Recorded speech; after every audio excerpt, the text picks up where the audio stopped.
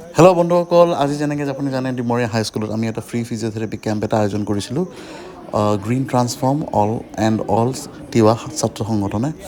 আৰু খুব ভালেই লাগিল। ইয়াতে বহুত বিখ্যাত ফিজিঅ'থেৰাপি ডক্টৰছ আহিছিলে আমাৰ বাহিৰৰ পৰা, গুৱাহাটীৰ পৰা, আৰু পেচেণ্টখিনিক মানে আমি ট্ৰিটমেণ্ট দিলোঁ।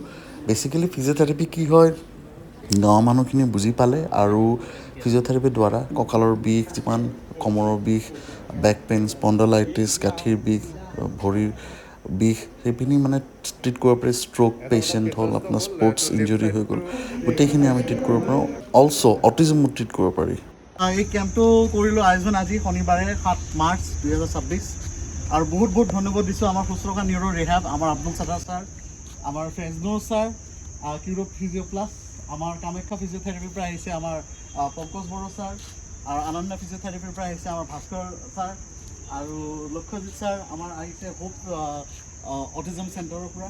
তো আমি বহুত বহুত ধন্যবাদ দিলোঁ আমাৰ ডিমৰীয়া অঞ্চলৰ ৰাইজৰ পৰা। আপোনালোকে আহিলে ইয়াতে, আৰু প্ৰীতম ছাৰ যদি নাই, ইয়াতে বৰ্তমান নাই, চবকে আমি ধন্যবাদ দিলোঁ।